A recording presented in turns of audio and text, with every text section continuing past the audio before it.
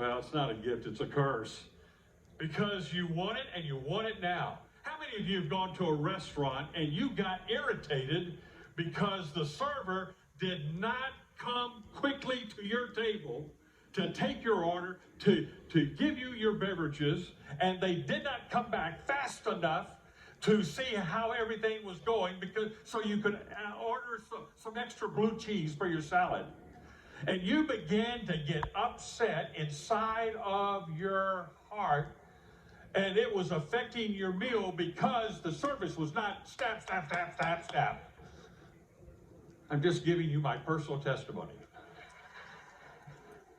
I'm sorry, but I got a skin suit too. And honestly, that's exactly what our culture is all about. Have you noticed that? I mean, we want great customer service. I mean, we want it right now, and they better not say anything about it. That's just a presupposition that we have, that we deserve quick service. But prayer doesn't work like that.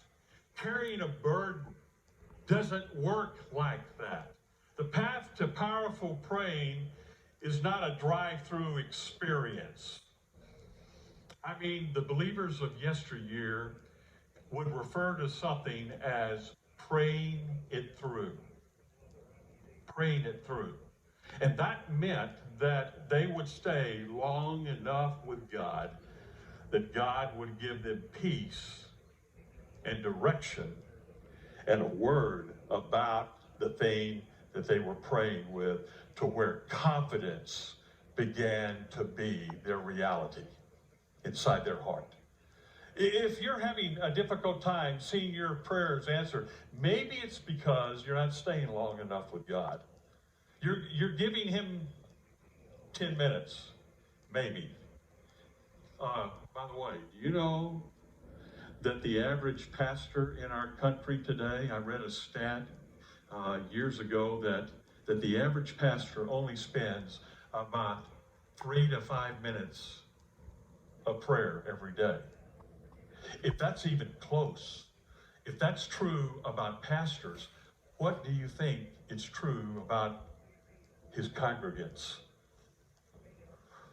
No wonder we're in such deep weeds today as a country, because we have lost the path, and we're gotten off the path. We don't even know that there is a path that exists toward powerful praying. Spending time alone with God long enough to where you can hear him, and for him to give you what he wants you to know,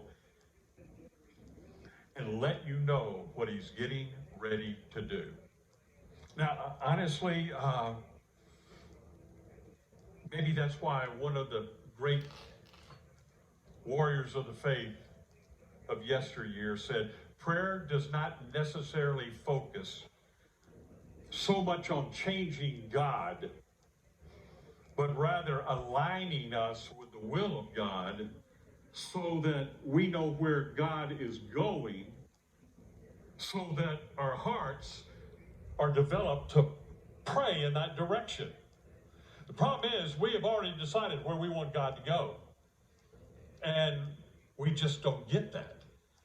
Praying, staying long enough with God will change things, but most of all, it'll change people. I would also tell you that God just wants you to spend enough time with him so that you hear his voice and know what he is speaking. But isn't that what faith is? It's being sure of what you hope for based upon what God has said. If you really want to be a powerful prayer intercessor, you've got to stay long with God. Find the time to where you're not rushed. I mean, get away from the media. Get away from your phone. Get away from your computer. Get alone with God. I think that is a message that needs to be spoken of more and more and more today. In fact,